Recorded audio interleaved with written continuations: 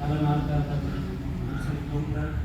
அப்பா, இந்த நாளில் கூட தகப்பனே உங்களுடைய சத்திய வசனத்தை இதோ எங்களுக்கு எடுத்துரைத்ததற்காக அவங்களுக்கு கொடான படி நன்றிகளாக தகப்பனே. அப்பா, இதோ போவாஸ் என்பவர் யார், யாக்கின் என்பவர் யார், அதனுடைய பொருள் என்ன என்பதை தகப்பனே நீர் எங்களுக்கு உரைத்ததற்காக அப்பா உமக்கு கோடான படி நன்றிகளாக நன்றி தகப்பனே. அப்பா, இதோ உங்களுடைய சத்திய வசனத்தை, இதோ உங்களுடைய வார்த்தைகளை எங்களுக்கு எடுத்துரைத்ததற்காக நன்றிக்காக அப்பா. இந்த உலகத்தில் நாங்கள் எங்கோ இருந்தோம் பிதாவே, எங்களை கழுவி சுத்தப்படுத்தி தகப்பனே உங்களுடைய குமாரன் ரத்தத்தை கொண்டு எங்களை சுத்தப்படுத்துவதாக நன்றிக்காக அப்பா. உங்களுடைய குமாரன் ரத்தத்தை கொண்டு எங்களை சுத்தப்படுத்தி இதோ உங்களுடைய கிருபையை கொடுத்து உங்களுடைய சத்திய வசனத்தை எங்களுக்கு மென்மேலும் எடுத்துரைக்கிறார் அப்பா. கோடான ஒரு நன்றிக்காக அப்பா. உங்களுடைய சத்திய வசனத்தை நாங்கள் விட்டு விலகாதபடி தகப்பனே ஏற்காமே உங்களுடைய கிருபையின் கரம் கொண்டு எங்களை வழிநடத்துகிறார்கள் அப்பா. இதோ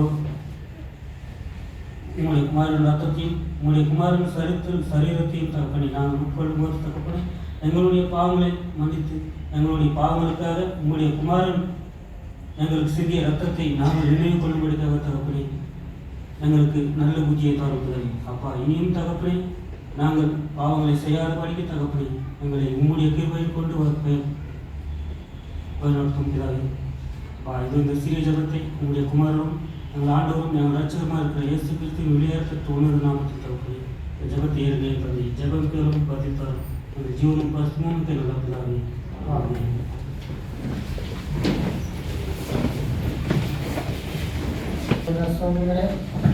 நம்முடைய கர்த்தராகிய இயேசு கிறிஸ்து ராத்திரியிலே பத்தையருக்கு அனுப்பிட்டு இது என்னுடைய சரீரம், என்னை நினைவு கூறும்படி நீங்கள் செய்யுங்கள் என்றார்.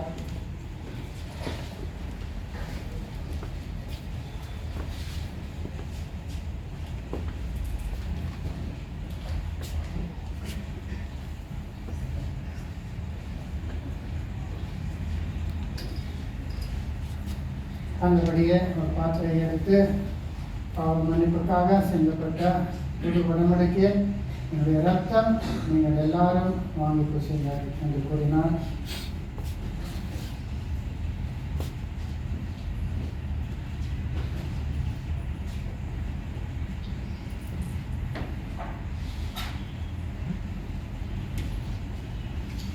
சகோதர சகோதரிகளே, இந்த அப்பமும் திராட்சரசமும் நம்முடைய கர்த்தராகிய இயேசு கிறிஸ்துவின் உடலும் ரத்தமுமா இருக்கிறது.